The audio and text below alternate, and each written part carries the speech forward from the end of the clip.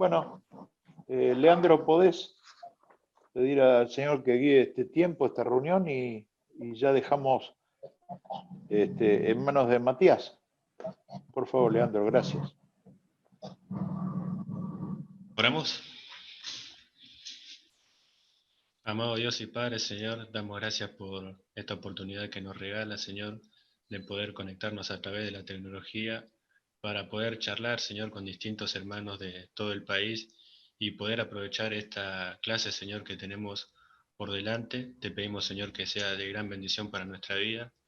Te pido, Señor, también que bendigas a cada uno de los hermanos, Señor, que el testimonio, Señor, que cuenten estos hermanos nos sirva, Señor, para fortalecernos, Señor, en nuestra vida cristiana, Señor, que podamos agradarte, que podamos servirte de la mejor manera, Señor, y que toda la gloria sea para ti, Señor. Amén. Agradecido dejamos todo en tus manos. Amén. Amén. Muchas gracias. Bueno, Matías Cornets, un hermoso personaje que yo tuve el privilegio de conocer hace 3 años, si no me equivoco. Matías, corregime, en la Feria del Libro. Sí, de la Feria del Libro, pero no tengo ni idea qué año fue. 3 años, creo. 3 años. Este año no hubo, el año pasado no estuve, y hace 2 años ya te vi por segunda vez, creo. ¿O estuviste un solo año? No, estuve 2 años. Bueno, ya escribiste 2 libros. Si tengo buena información, el primero se llama Guardado en su corazón. Y el segundo es Prevenir es amar. ¿Estamos en lo cierto? ¿Hay un tercero en camino? Sí, hay un tercero en camino. De hecho, este es el primero, que se llama Guardado en su corazón, que es mi historia de vida, es mi historia como niño en situación de calle, y bueno, ahí cuento todo el proceso de calle antes, durante y después de la calle. Y bueno, cómo fue que Jesús logró hacer esa obra transformadora. Y el segundo libro se llama Prevenir es amar, y es una guía práctica de formación en prevención, donde ayudamos a aquellos que están interesados a conocer las habilidades fundamentales de la prevención primaria y de la promoción de la salud. Así que bueno, por ahora esos 2 libros, y sí hay otros proyectos literarios en camino que de hecho me tienen sin dormir. Bueno, excelente. Todos estamos ansiosos por escucharte. Yo solamente te quiero hacer una pregunta, pero Bien. vos resolvés si me la contestás ahora o si la contestás dentro del desarrollo de lo que nos vas a decir.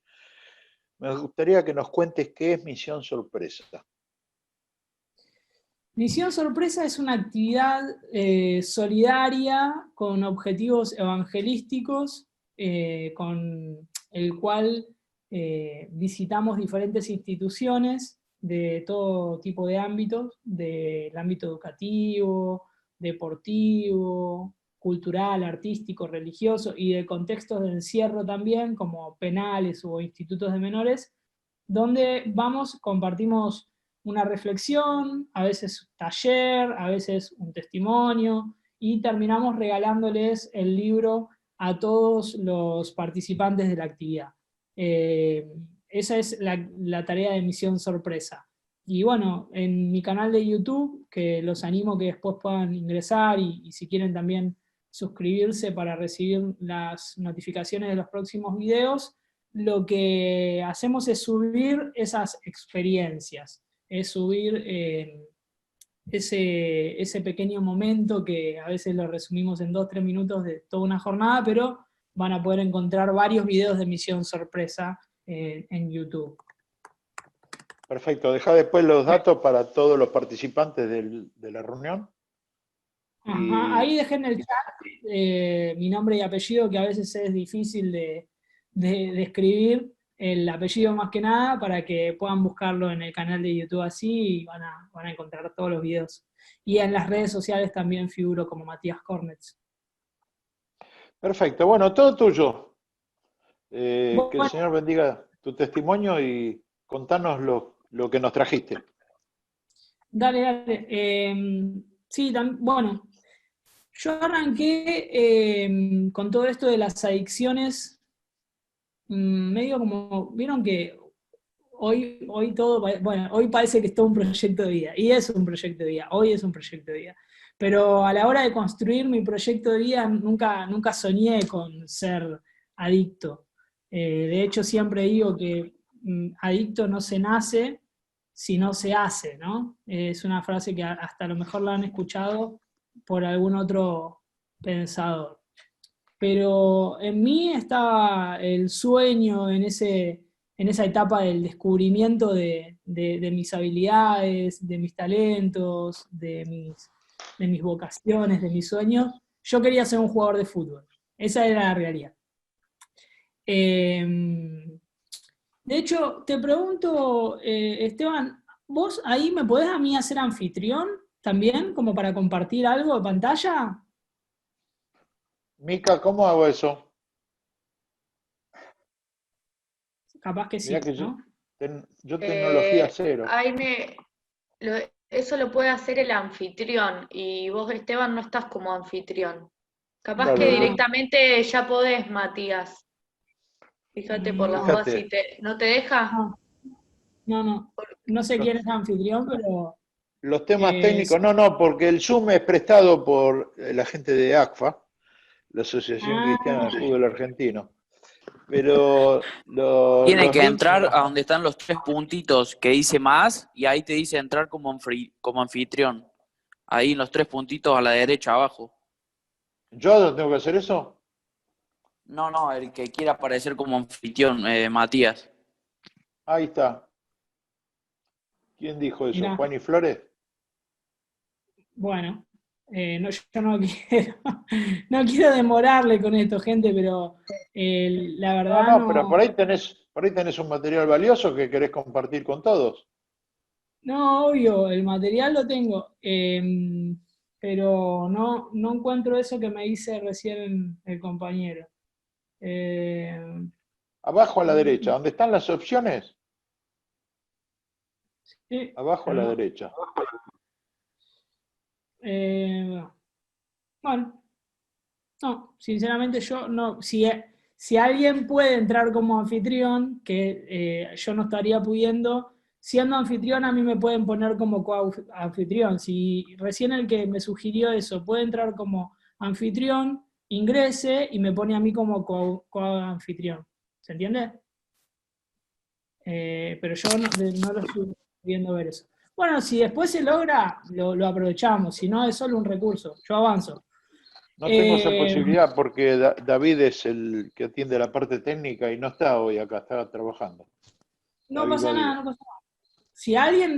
Si alguien puede hacer eso, de meterse y hacerse anfitrión, como lo propusieron recién, me hace a mí anfitrión y yo comparto pantalla. Bueno, esto, ¿no? De que yo durante toda mi niñez, mi primera infancia, fui desarrollándome en la habilidad del fútbol. Fui a una escuela de fútbol, la verdad que me encantaba, de hecho me encanta, amo el fútbol, me encanta jugar al fútbol. Y tenía habilidades naturales, de hecho, bueno, yo jugaba en un club de barrio y más o menos a mis 10, 11 años ya me habían venido a buscar de diferentes clubes de primera división. Terminé en San Lorenzo de Almagro, pero había pasado como la resistencia de mi entrenador puntualmente de no permitirme irme a San Lorenzo era porque para él yo era chico todavía. Ahí dejaron algo en el chat.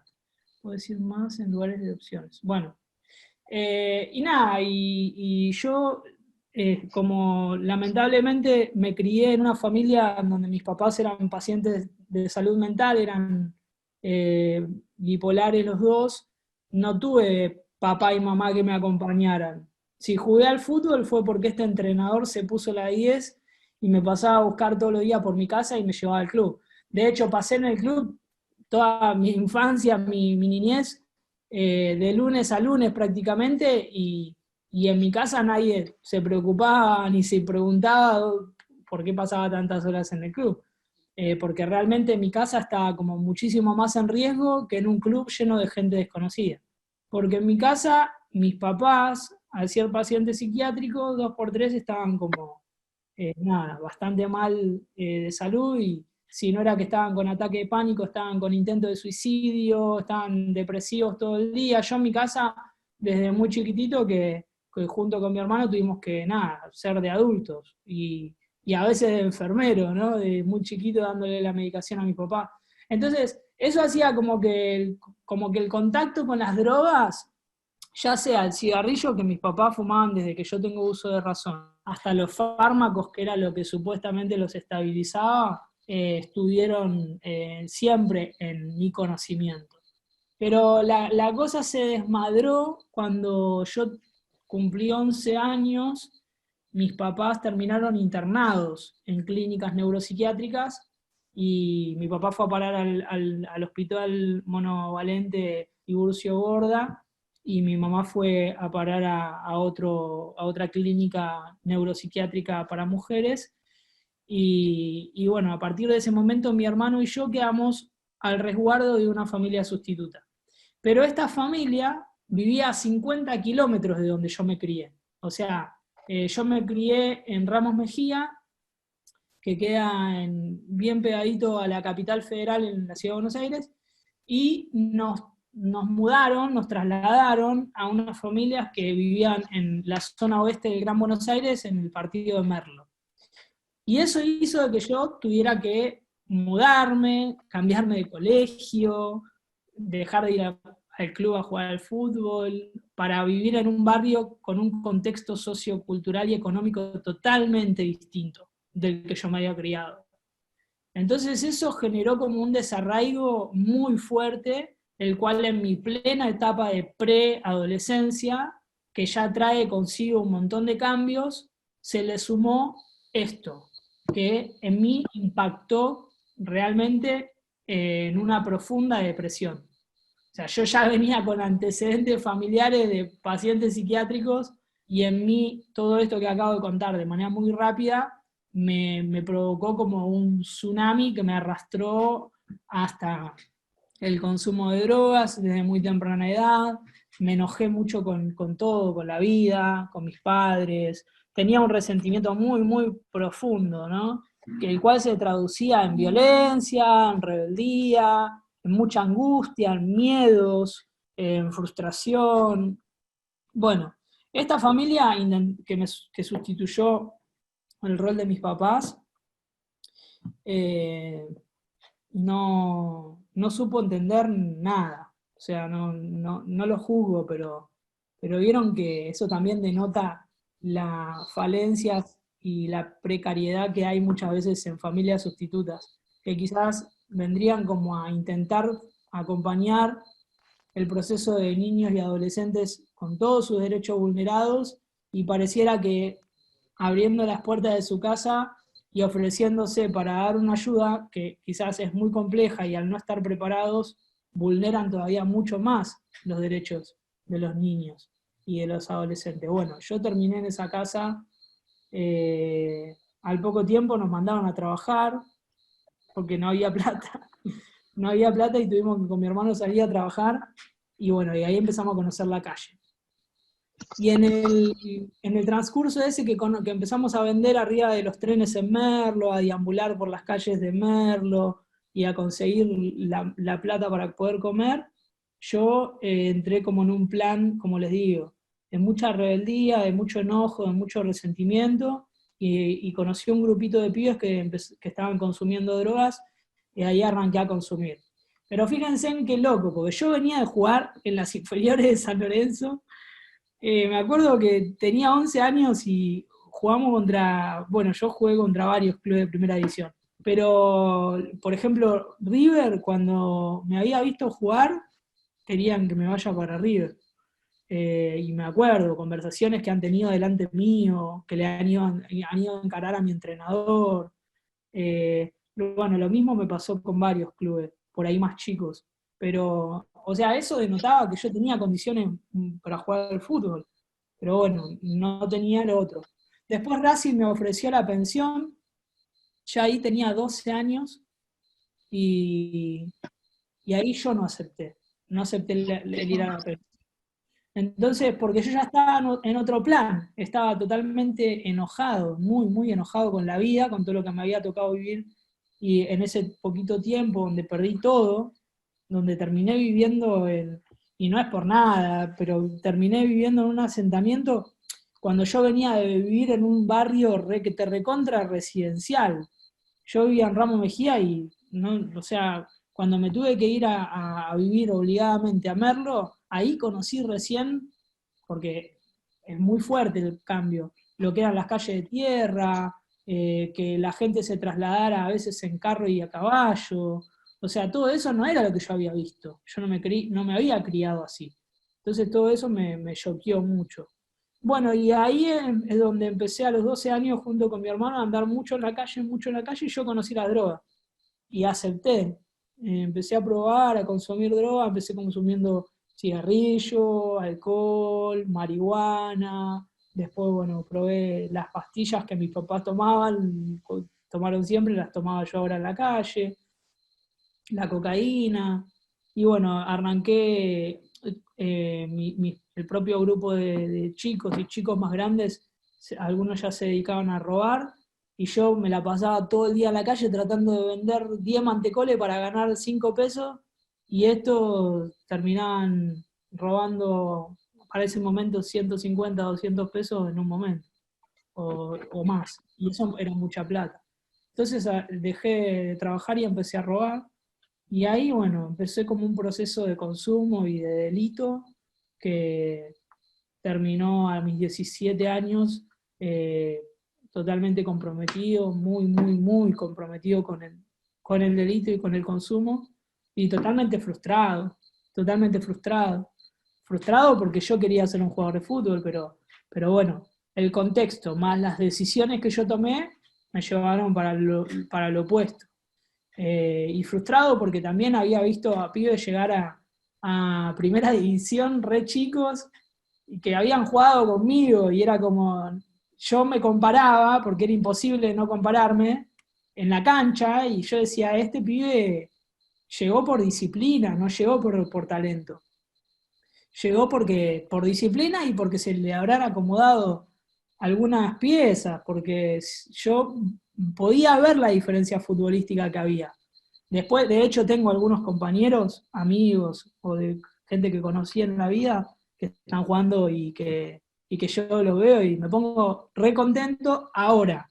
Antes me generaba una nostalgia y un dolor, me agujereaba el corazón cada vez que yo veía que uno de los pibes debutaba en primera. Si yo estaba totalmente afuera de eso, no tenían ni chances. Pero bueno, básicamente fue eso. Y mi proceso de recuperación, para hablar un poco de esa etapa, se dio totalmente obligado. Yo había cometido un delito a los 17 años, yo estaba robando con el arma 9 milímetros de un policía al que se la había robado, y andaba robando con ese arma, y con 17 años caí detenido. Y en esa detención, yo siempre digo que Dios generó todo eso porque no sé, o sea, no sé si hubiese sido todo de la misma forma si no hubiese estado Dios, y ahí me genera un montón de preguntas, porque yo tengo un montón de pibes que estuvieron conmigo en la calle que hoy están muertos, y a veces me pregunto por qué ellos y por qué no yo, y por qué yo y por qué no ellos. Entonces son esas preguntas que uno se hace que no tienen respuesta, pero que vos decís, Dios es el mismo, ¿no? Y no tiene favoritos, ni tiene preferidos. La misericordia de Dios es para con todos, pero algunos terminaron cayendo del abismo, y a mí no me tocó. Bueno, Dios tenía un propósito y hoy estoy acá hablando con ustedes, entre otras de las tantas cosas que hago, pero en ese momento me detuvieron y me indujeron a un tratamiento judicial, y empecé un tratamiento que duró un año. En un año me dieron el alta. No consumía más drogas, había empezado a pensar en varias de las cosas que me habían pasado en esos últimos años, no tenía respuestas para ninguna, solamente la parte más dura era la de aceptar la realidad, aceptar que mis papás se habían enfermado, aceptar que yo había perdido todo, aceptar que lo del fútbol ahora podía continuar, pero como un hobby amateur, o sea, De hecho, me recuperé a los 18 años, me fui a probar a Deportivo Morón, mirá lo que es el corazón, ¿no? Cuando uno siente, siente. Y me fui a probar a Morón con 18 años fumando cigarrillo, iba. Yo todavía fumaba cigarrillo. Y éramos, no sé, éramos como 150 pibes que nos habíamos ido a probar. Yo 18 años. 18 años ya estás jugando hace 2 años en primera, hoy, por lo menos. Y tenés cualquier cantidad de partidos en reserva y muchos más en inferiores. Y yo venía de toda una vida de calle y me fui a probar a Morón. Bueno, pero cuestiones de que, o sea, pasé tres pruebas, o sea, 3 citaciones. Y después me agarró el entrenador y me dijo, che, pibe, vos o sea, ¿qué te pasó? Me dijo, ¿viste? Así me dijo, ¿qué te pasó? Y le digo, ¿por qué? Y me dice, porque vos no estás para jugar 90 minutos, pero vos tenés mucha capacidad.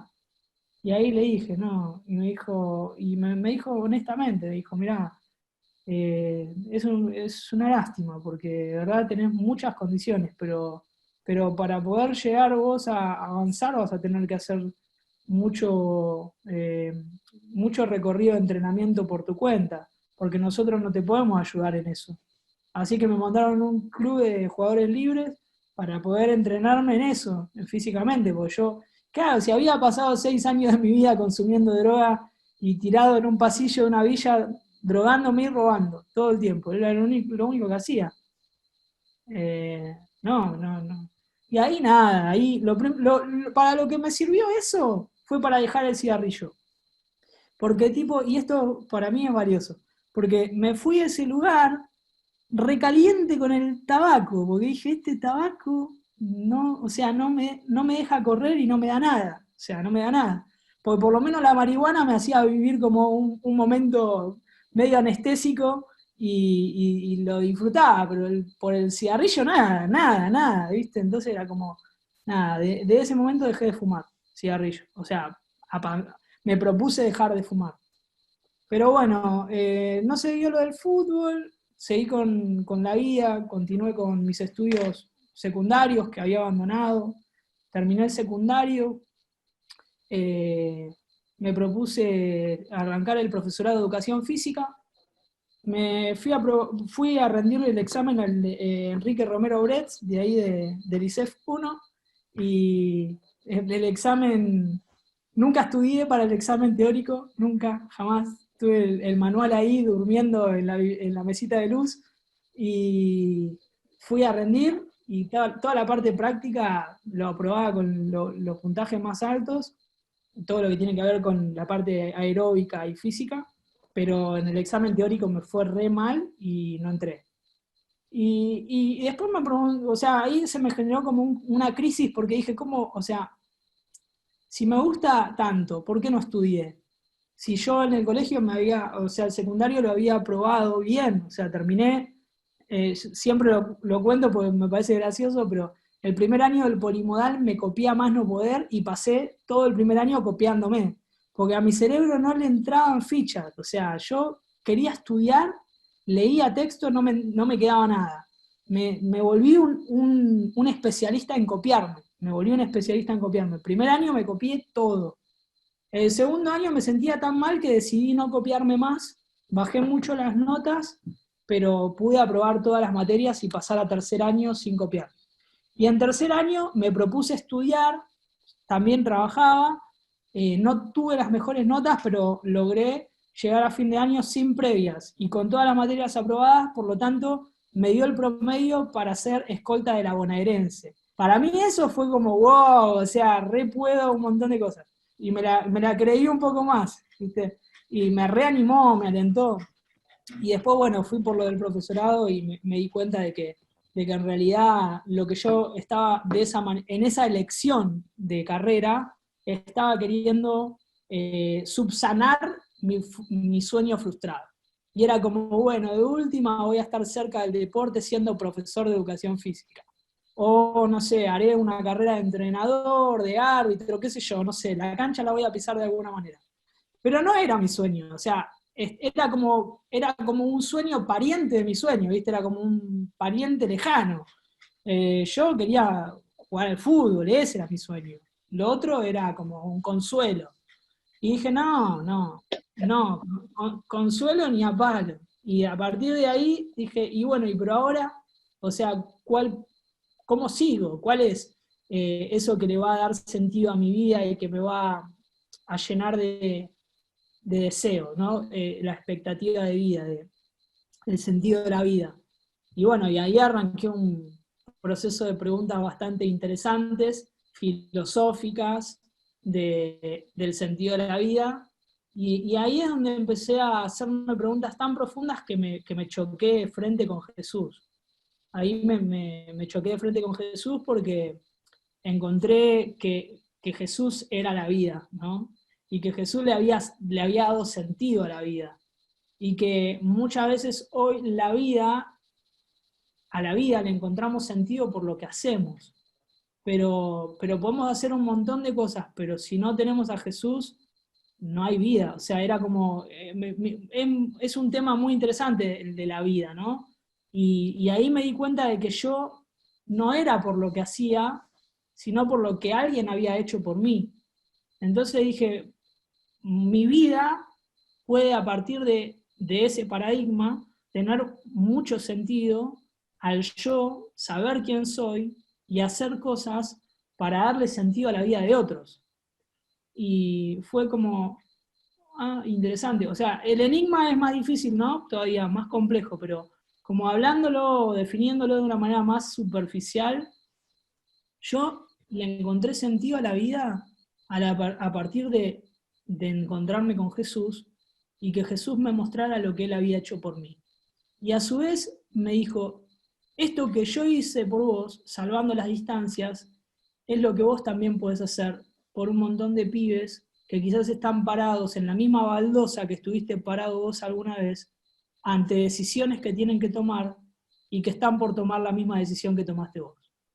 Entonces, si vos te parás cerca de ellos y le advertís de que vos venís de allá y que no hay nada interesante y que las decisiones más difíciles probablemente de tomar son las del otro camino, la del camino angosto, pero que tienen un futuro eterno y un destino seguro. Entonces, yo dije, ¿y esto, o sea, en qué se traduciría?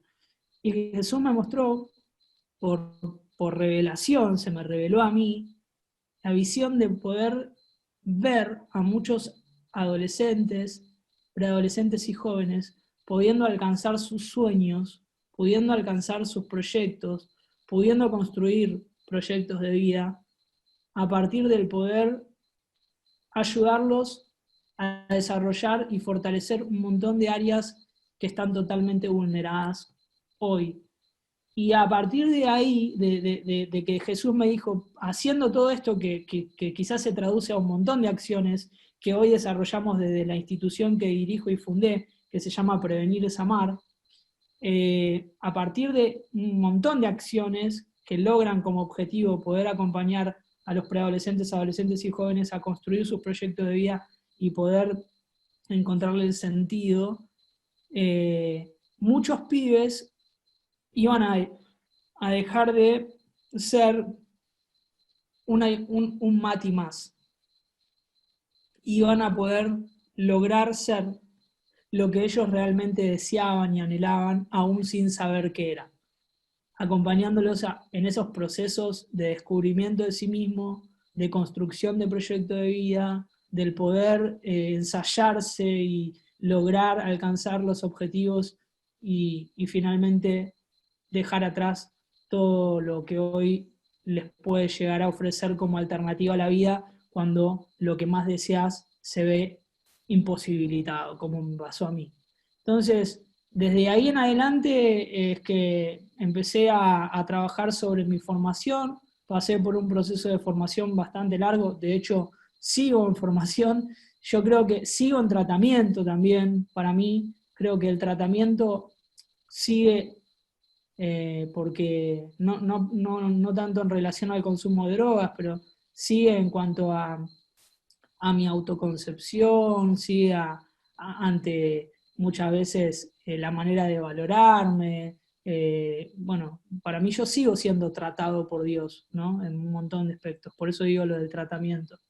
Y después en cuanto a la formación también, o sea, yo pasé por varias carreras que tienen que ver con lo que hoy puedo ofrecer, con el tema de técnico en drogodependencia, diplomado en prevención integral de consumos problemáticos, de liderazgo generacional y coaching, de primera infancia y familia, tengo una licenciatura en teología ahí en puertas, siempre en proceso de formación, pero la realidad es que eso no determina quién soy.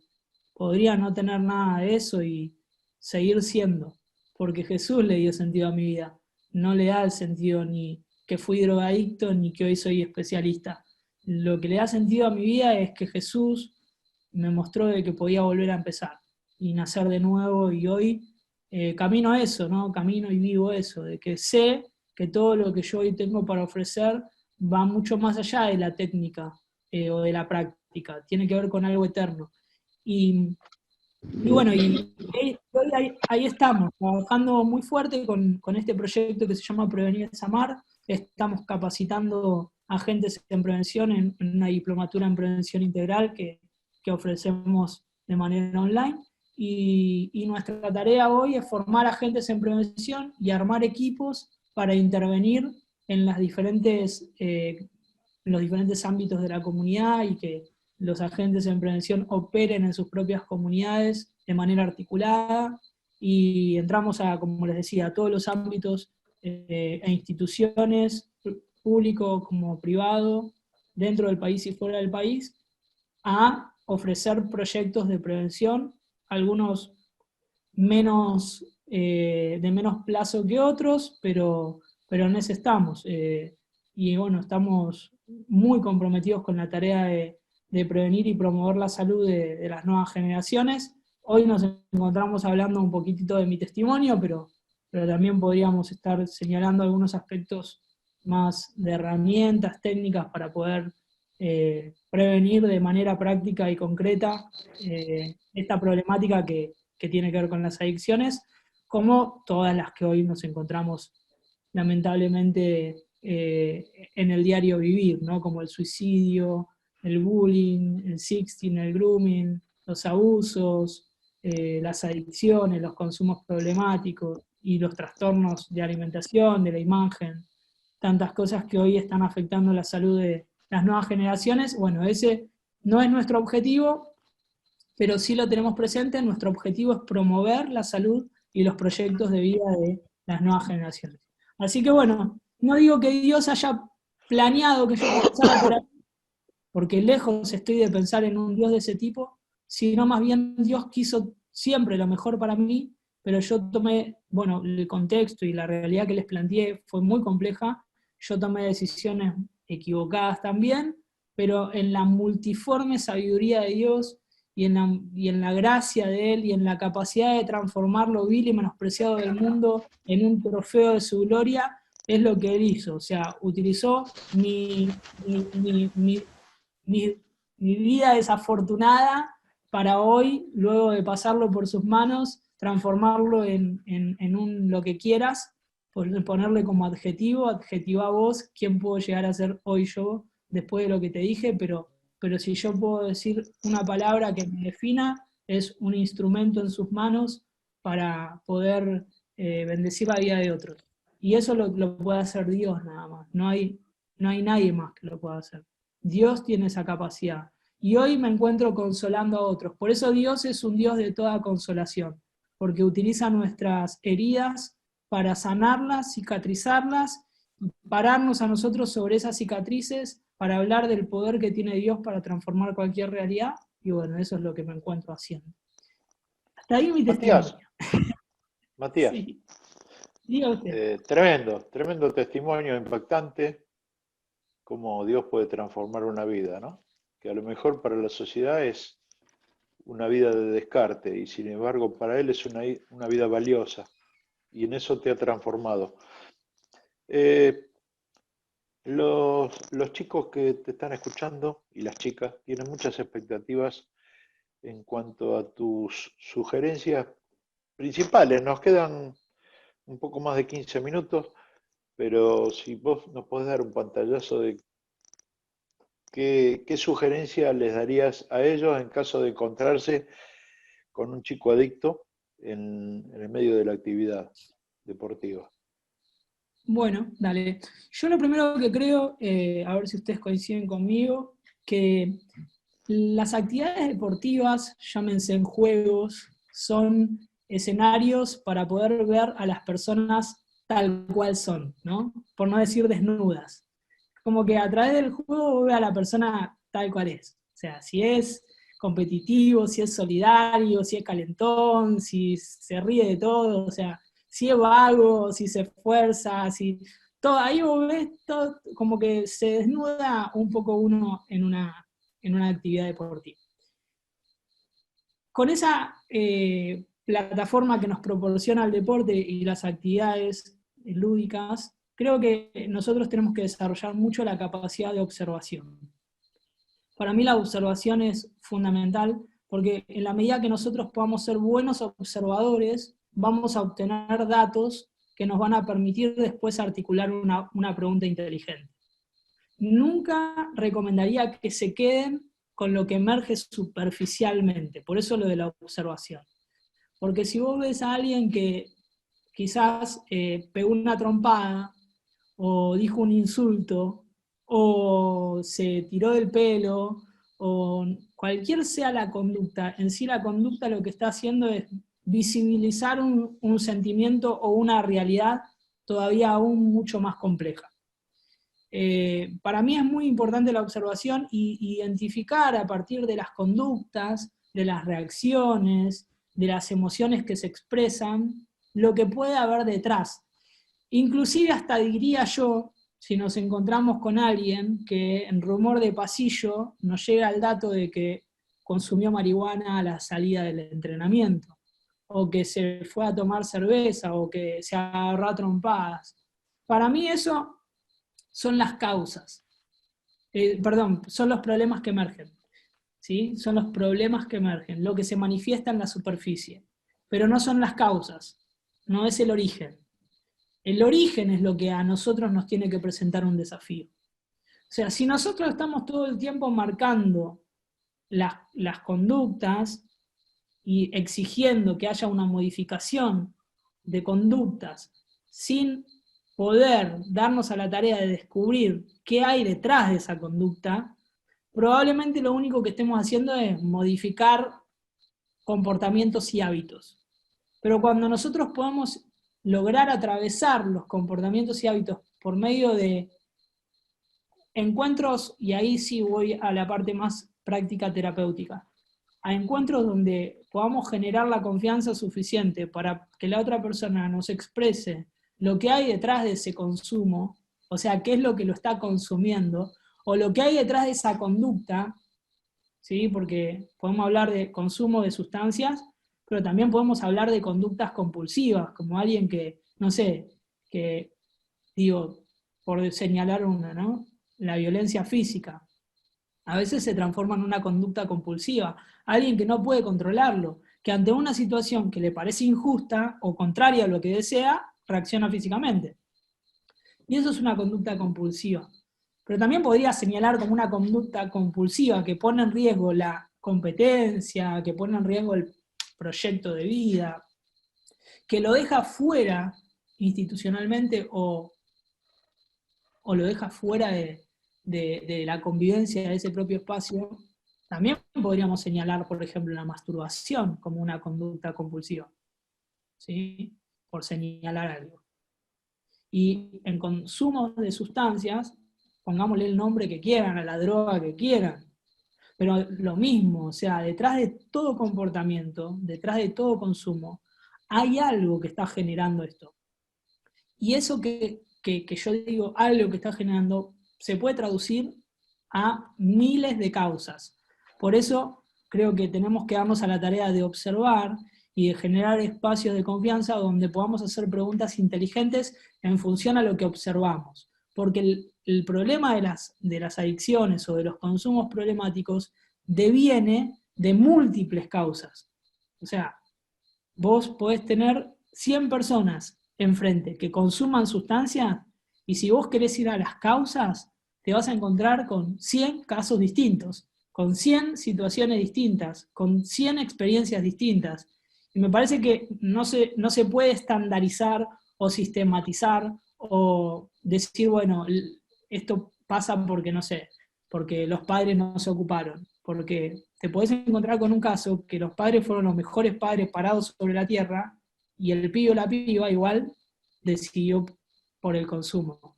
Digo, ¿me siguen con la idea? Podés estar parado frente a alguien que te dice, no, porque mis papás se murieron, y te encontrás con otro que los papás se murieron y no se dio por el consumo. Te podés encontrar con alguien que se lo ofrecieron cuando era un pibe y bueno, no supo decir que no, lo probó, le gustó y lo siguió haciendo. O porque otros lo presionaron a hacerlo. Y, bueno, lo cierto es que si una persona continúa con el consumo, sea la causa que sea de la que venga, o sea, que devenga de la causa que devenga, si se mantuvo en el consumo, es porque le gustó. ¿Me siguen con esa idea? ¿Por qué digo esto y lo digo de una manera tan tajante y radical? Porque si yo a vos te doy de comer guiso de mondongo y no te gustó, no vas a comer más guiso de mondongo. ¿Sí? Si yo a vos te doy a de probar cerveza y no te gustó, no vas a tomar más cerveza. Vas a por ahí probar el vino, vas a probar el Fernet, vas a probar el Gancia, pero si no te gustó la cerveza, se te va a generar un rechazo, ¿sí? Lo mismo pasa con la sustancia, o sea, el alcohólico no es alcohólico porque no le gusta el alcohol, ¿se entiende? Es alcohólico porque le encanta tomar, y después de tanto que le encanta tomar, se transforma en un problema. Lo mismo pasa con cualquier sustancia. Con las conductas pasa lo mismo. O sea, yo no me podría hacer nunca adicto al Fortnite, porque no me gusta el Fortnite. ¿Sí? No me gusta estar parado frente a una pantalla jugando un videojuego. Para mí es una pérdida de tiempo. Pero yo sí tengo tendencias a consumos que pueden poner en riesgo mi vida, como lo puede ser, no sé, voy a decir algo, pero no es mi caso, pero la serie de Netflix, que ahí por ahí me veo más atraído, porque si la serie está buena, yo me planto 8 horas a mirar una temporada. Y son 8 horas de mi vida hoy, 8 horas de mi vida mañana, 8 horas de mi vida pasado, y si sostengo esta conducta, en el plazo de un año, me va a doler la espalda, voy a tener problemas en la vista, voy a tener problemas en el sueño, en el descanso, voy a tener problemas con la alimentación también, por el sedentarismo o por la mala alimentación, voy a tener problemas. Por eso se señala como consumos problemáticos. Lo mismo con cualquier, vos ponés el objeto o la sustancia que quieras. Los patrones son los mismos. Por eso se habla de adicciones como un campo que se puede dividir en 2 hectáreas. Consumo problemático de sustancias, conductas compulsivas.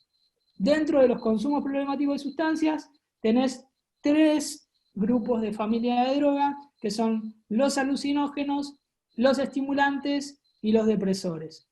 Y dentro de esos 3 grupos de familia de drogas tenés las drogas legales e ilegales. Tenés las drogas socialmente aceptadas y las drogas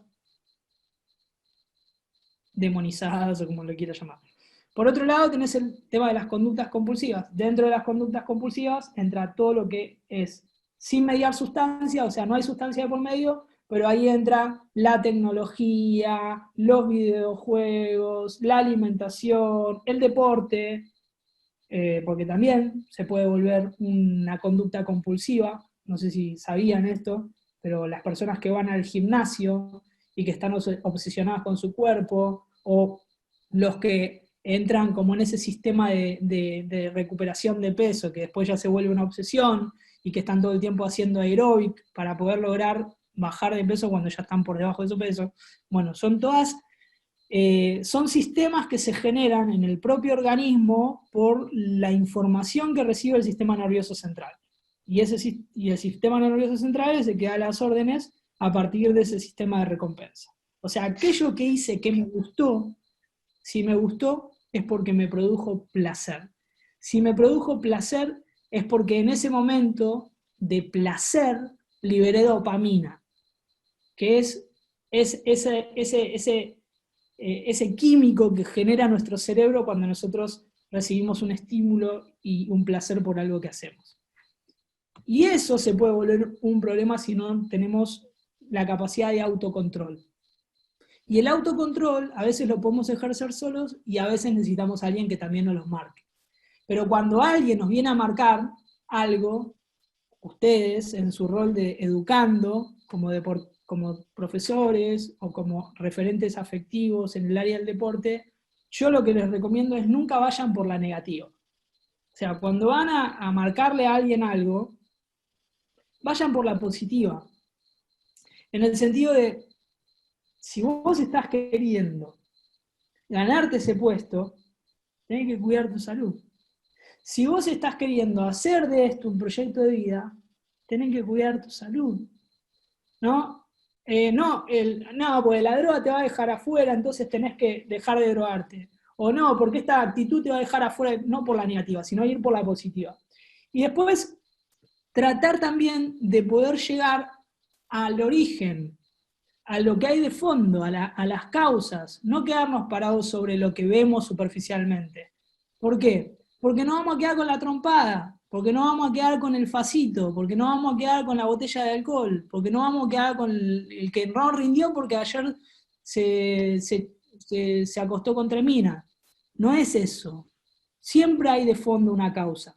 Y esa causa vamos a poder lograr conocerla en la medida que generemos espacios de confianza, espacios donde podamos abrir temas sin que la otra persona sienta que pone en riesgo nada a la hora de hablar, sino que sean espacios en donde tengamos como mensaje no verbal el que va a ganar en la medida de que él pueda expresarse. Porque una de las definiciones de adicción, hay varias definiciones, pero una de las definiciones más, no etimológicas, sino más opinión pública, diría yo, es que la adicción tiene que ver con lo no dicho, con el no poder expresar palabras, ¿sí? Y me parece que tiene sentido. La palabra adicción, en su sentido etimológico, se utilizaba en la antigua Roma para señalar a alguien que era esclavo, que había sido deudor y su acreedor lo denuncia y por no poder pagarle, el acreedor podía tomar posesión de esta persona como parte de pago. Entonces, de la manera que iba a pagar era trabajando y sirviéndole durante los años equivalentes a la deuda. La persona pasaba a ser esclava. Adictus era esclavo. Con el proceso, o sea, con el avance, no sé, con el correr de los años, el ser humano llevó esta palabra a otra definición con la llegada del psicoanálisis y del pensamiento filosófico, traen a una palabra compuesta que es adicto. A connotando lo negativo de dicto y dicto señalando dicción. Entonces, adicto viene a ser lo no dicho. Y ahí es donde aparece esto de que las personas adictas, o sea, los esclavos, no podían expresarse. Y eran esclavos, o sea, no podían hacer lo que querían. Eran totalmente limitados y sujetos a sus acreedores. La palabra adicto es lo no dicho, lo que no puedo expresar. Bueno, hoy adicción es una enfermedad. El DSM-5, la Organización Mundial de la Salud, define adicto como una persona que está afectada en su salud física, mental y social, producto del consumo de alguna sustancia que se ingiera vía alguna de sus vías nasal, bucal o endovenosa, o alguna conducta compulsiva. O sea, es una enfermedad que afecta al orden físico, mental y social. Entonces, nosotros, con todos estos datos, creo que tenemos que tratar de poder generar espacios donde las personas se puedan expresar y puedan contemplar que están teniendo un problema mayor al agarrarse a trompadas, al masturbarse, al fumarse un porrito o tomarse una cerveza, sino que hay algo de fondo que me está impulsando a mí a hacer algo que me dé placer porque yo no estoy pudiendo convivir sin esa recompensa, sin ese placer, sin ese estímulo, sin eso que me pasa. Entonces no estoy pudiendo convivir conmigo mismo, no estoy pudiendo convivir con mi realidad. No estoy pudiendo convivir con cosas que me están pasando. Bueno, ¿cuáles son esas cosas que te están pasando? ¿Qué es lo que hay detrás de esto? Y ahí cuando corremos el telón, por lo general nos encontramos con corazones rotos. Por lo general. Y el consumo, ya sea de sustancias o de conductas, lo que viene a hacer es como a anestesiar, ser como un anestésico de esas heridas, del corazón roto. Entonces, la anestesia, mientras dure el efecto, va a minorizar el dolor, pero cuando la anestesia desaparezca, el dolor vuelve. Parece una propaganda de televisión. ¿Sí? El dolor vuelve. Y cuando el dolor vuelve, el sistema nervioso da la orden de anestesiemos de nuevo. Y ahí de nuevo va la orden de consumo. Nosotros lo que tenemos que ayudar a entender a las personas es a contemplar que hay un problema y buscar ayuda por la vía correcta. Y el deporte es una gran herramienta terapéutica. ¿Por qué? Porque a las personas las pone en contacto consigo mismo, en contacto con el otro, en contacto con su cuerpo, en contacto con la realidad. y no sería un distractor, para mí sería como un espacio donde yo puedo disfrutar de mí, ¿sí? Y disfrutar del otro. Y después hay que trabajar todo lo otro que venimos señalando, ¿no? Como aquellas causas que manifiestan un problema y que después viene a aparecer la droga como un anestésico. Entonces, lo que también dejaría es como la observación, el poder identificar esas conductas para que me den un parámetro a mí de que hay un problema de fondo y empezar a articular preguntas. Preguntas siempre que me den más información, que me permitan conocer un poco más de lo que yo ya observé y vi. Y después, también en la línea de la pregunta, escuchar mucho, atentamente, todo lo que se dice. Porque a veces nosotros estamos escuchando y nuestro cerebro ya está procesando lo que le voy a decir, lo que le voy a responder. Como que entramos a veces como en modo piloto automático y como que ya le decimos todo lo que el otro tiene que hacer. Y no se trata tanto de lo que el otro tiene que hacer. La comunicación asertiva pasa por el escuchar, ponerme en el lugar del otro, articular preguntas para seguir conociendo su realidad, y de la manera, cuanto yo más pueda conocer su realidad, más voy a poder ponerme en el lugar del otro, más lo voy a poder entender, y aprovechando la desimplicancia emocional que tengo, o sea, de lo que a él le está pasando, de lo que yo estoy viviendo, poder ofrecer herramientas que al otro le permitan ver cosas que no está pudiendo ver por el propio árbol que tiene enfrente suyo. Entonces ahí recién, al escucharme a mí, desde un lugar asociado a su salud, a su vida, a su proyecto, desde el tiempo que le dedicas, la atención que le dedicas, la escucha que le dedicas, las preguntas que le haces que le manifiestan a él que estás interesado o interesada realmente en ayudarlo. Todo esto va construyendo un vínculo significativo, un vínculo de confianza, un vínculo empático que hace que la persona diga, hey, pará, me parece que le estoy importando de verdad. ¿Me está haciendo preguntas? Matías, quiero Sí. hacerte dos preguntas que más o menos resumen el pensamiento y la necesidad de la mayoría. Decime qué tipo de capacitación necesita una persona que está en el líder de una actividad deportiva, en el liderazgo, para poder tratar con algún chico adicto que pueda aparecer en la actividad. Eso por un lado. Y la otra es, siempre conviene buscar la ayuda de alguien que conozca del tema, o ya sea de un profesional o de alguien con experiencia, y no tratarlo uno mismo, con el riesgo de encontrarse como no saber resolver una situación. Bien, la primera pregunta creo bueno, según las instancias de estudio en las que se encuentren, pero hay varios posgrados que están muy especializados en lo que tiene que ver con el consumo. También, bueno, hay diplomados. Nosotros de hecho estamos ofreciendo una diplomatura que ofrece estas herramientas y no requiere tener estudios de nivel secundario, por lo menos para certificarse. La propuesta de estudio no requiere condición. Y después, por otro lado, creo que sí, la capacitación, obviamente, hay capacitaciones que están ajustadas a esta problemática y a otras. Y en relación a la de, sí, yo no, con esto que les estoy planteando como herramientas, son herramientas me parecen más de lo que tiene que ver con el compromiso social y civil, no estoy ofreciendo herramientas para que ustedes después vayan a jugar de psicólogos, no, sino que me parece que estas herramientas lo que le van a permitir a ustedes es ayudar a la persona a reconocer que está teniendo un problema, porque para mí nuestra función en este caso sería ayudar a la persona a contemplar que tiene un problema y cuando desarrolla esa conciencia, acompañarlos en la pronta derivación al dispositivo especializado en estas problemáticas. Entonces, me parece que es un montón eso, porque seríamos nosotros como dispositivos de medio camino, en este caso, donde vamos a hacer contacto, el primer contacto con la persona que está atravesada por una problemática, y en ese primer contacto tratar de orientarlos hacia contemplar el problema y tomar conciencia de que necesita ayuda de un profesional y acompañarlos en esa derivación, que ahí es donde aparece la articulación institucional. Me parece que ustedes, si están desarrollándose como referentes en el ámbito deportivo, lo están haciendo ya sea informal o formalmente para una institución informal o formal.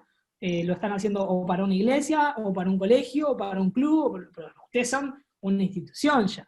Entonces eso hacia la articulación institucional. Y me parece que eso es fundamental. Y hoy, hablando de consumos problemáticos o de la enfermedad de las adicciones, es ley que todos los municipios o localidades cuenten con la atención primaria y secundaria de la salud. Entonces, ustedes mismos pueden reclamar ese derecho, exigir ese recurso, porque es un recurso de Estado, o sea, es una política pública que debe responder como derecho de Estado, ¿no? Entonces, me parece que es muy importante conocer también la limitación. Ahora, ustedes como responsables civiles, como responsabilidad ciudadana, pueden desarrollar un montón de habilidades y poder instrumentar un montón de herramientas que están dentro de estos parámetros, ¿no? Que no tienen que ver con el abordaje profesional de la salud, sino que tienen que ver con el fortalecimiento comunal, ¿no? Como poder tener habilidades que fortalezcan a mi comunidad. ¿Se entiende? Excelente. Bueno, creo que vamos a coincidir todos en que el tiempo es muy, sumamente tirano. A todos nos gustaría seguir escuchándote, pero tenemos que terminar de esta forma. Yo creo que no solamente nos hemos topado con alguien que conoce mucho el tema, sino que nos ha servido tu testimonio para poder conocer un poco el pensamiento de quienes han sufrido este tipo de flagelo y han sido rescatados en algún momento por el amor de Dios.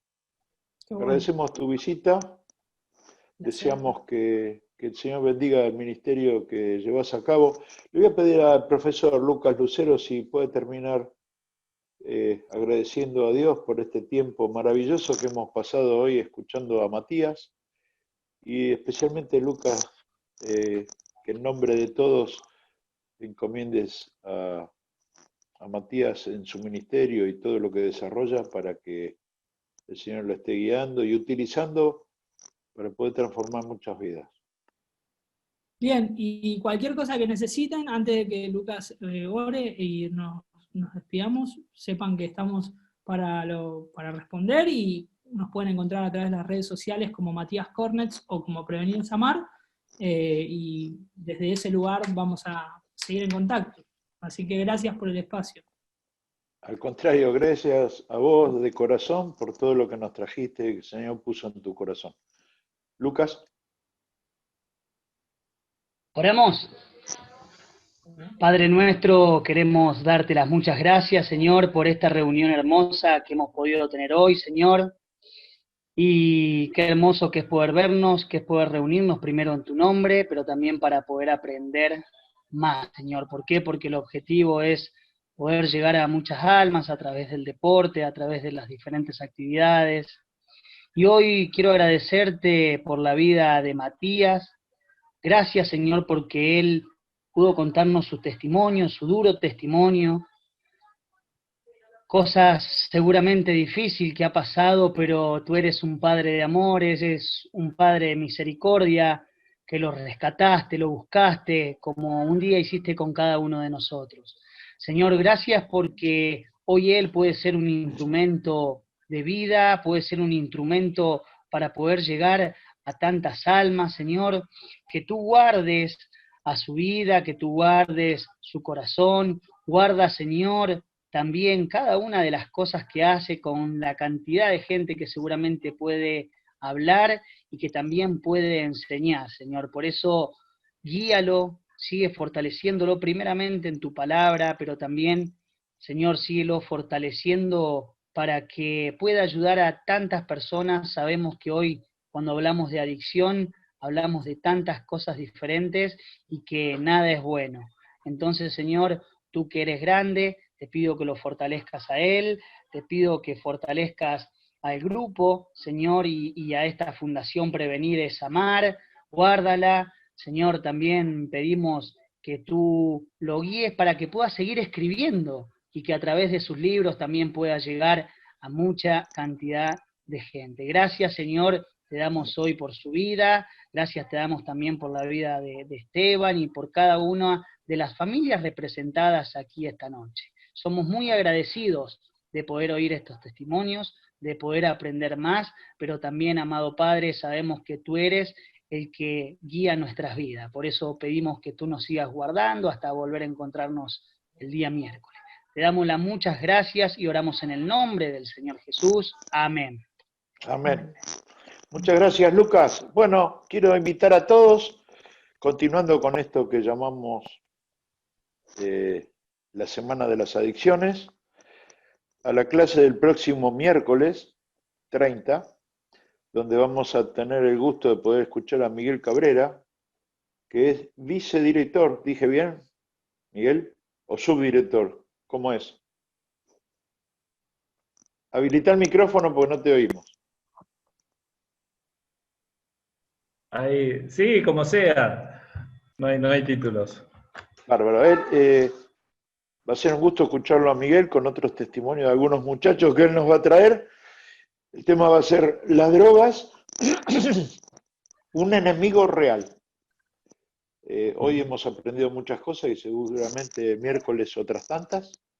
Así que espero que el Señor los acompañe a cada uno en el lugar donde están, que bendiga sus vidas, sus familias, sus hogares, sus hijos, a quienes los tienen, su esposa o su esposo, también a quienes los tienen, y que Él permita, si es su voluntad, que nos volvamos a encontrar dentro de 48 horas, 47, el próximo miércoles, para poder disfrutar de nuevo de estar juntos.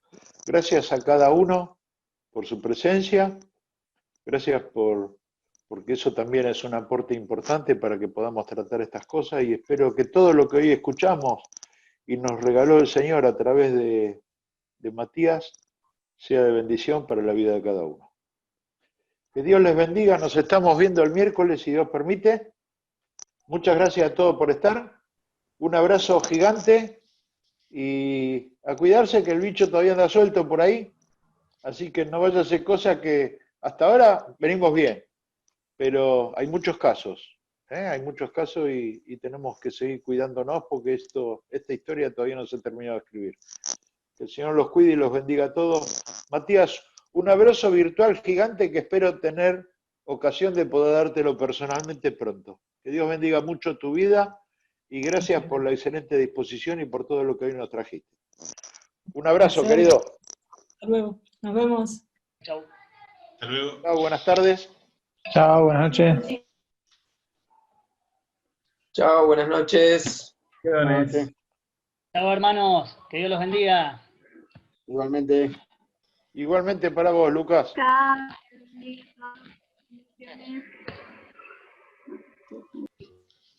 De muchos lugares, Leandro. Esteban. ¿Quién me está hablando? Yo. ¿Qué me decís, De Miguel? muchos lugares, digo. ¿Cómo? De muchos lugares, diferentes lugares, digo. Sí, sí. Sí. Ahora en 2 clases más los vamos a presentar a todos. Vamos a conocer las cosas que están haciendo algunos en lugares tan distantes y y tan diferentes del país, del norte, del sur, el centro. Ya vamos a tener ocasión de conocernos todos. Leandro Bueno. Martínez, ¿dónde? ¿Quién? Leandro Martínez. ¿no? Leandro Martínez de Realicó, si no me equivoco. ¿Es así, Leandro? Sí, de Realicó, la provincia de La Pampa. ¿Cómo te va, Miguel? ¿Todo bien? ¿Cómo estás, Leandro? ¿Te conozco o no? Sí, nos vimos un par de veces. Bien. Estuviste Me ahí parece- estuviste el Sí, año pasado ahí en el campamento, así que sí, ahí te conozco. gusto verte de vuelta. Bueno, me alegro que se conozcan algunos. Sí, Bueno, que amigo tengan de una linda... Yo los despido, Bendiciones, Miguel. que tengan una linda Bueno, jornada. Dios les bendiga, bendiciones. ¿eh? Chao, chao. Luego.